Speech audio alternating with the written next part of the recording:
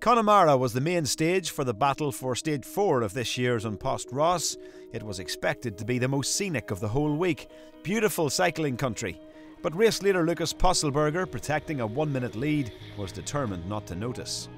No, the landscape wouldn't be in focus, so we just have to look at the bike riders. So maybe we can come back the time later and watching the landscape if we got time to. It was windy, so big splits were expected, and first to get away were Canada's Eric Johnston, Alessandro Petiti of Team Idea, Dominic Jelfs of Madison Genesis, and Ian Bibby of NFTO Pro Cycling. They had over a minute at one point, but there was a train powering through Connemara behind them. A strong chase group, including last year's winner Clemens Fankhauser, set off in pursuit, and soon the two breaks were conjoined and fairly motoring.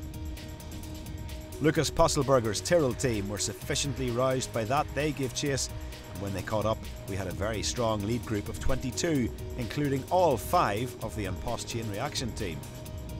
Every race likes to see their leader playing a full part in proceedings, and Lukas Pöstlberger was certainly doing that, pulling hard on the front, even as the lead group was joined by a chase group of the same size. His pace was too hot for some, nearly half were spat out the back as they arrived in Leenane. What a stunning amphitheatre for cycling combat.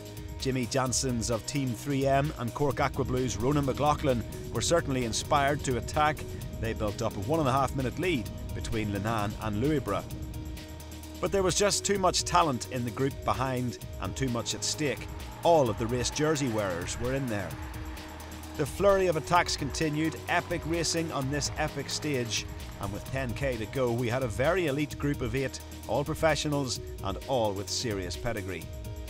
Into Newport, last year's winner Clemens Fankhauser tried to pull a Dan Martin and surprise them all coming from behind down the hill, but he had a shocker on the last corner, a catastrophic navigational error just as he was gearing up for the sprint finish. That left the way clear for An Post Chain Reaction to boss it. They set up Aedas Kriopis, and he delivered. A fantastic day, attacking racing throughout, and one delighted winner. We had a plan today, and everything worked pretty good, and we get a stage 1 victory, so we're really happy, and we moved up in GC, and we have also a young jersey, so it's really good. So a second stage win for An Post Chain Reaction, Kriopis taking it ahead of David Vigano of Team Idea, who came so close to making it a hat-trick for one of the most prominent teams in this year's race. Ian Bibby of NFTO was third, 3 An Post CRC men in the top 10.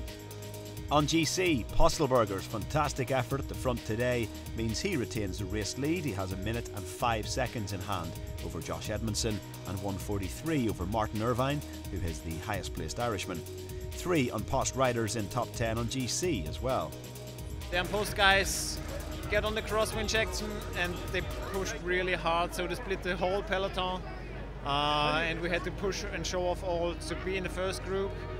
They cost many lives of my guys, but we managed to keep it, and I had to work the last 50 kilometers alone, so it was a really hard day for me.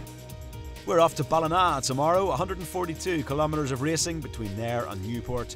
There are 3 post office preems along the way, so there'll be plenty more exciting racing, though it would do very well indeed to match today. Race starts on Newport Main Street at 11.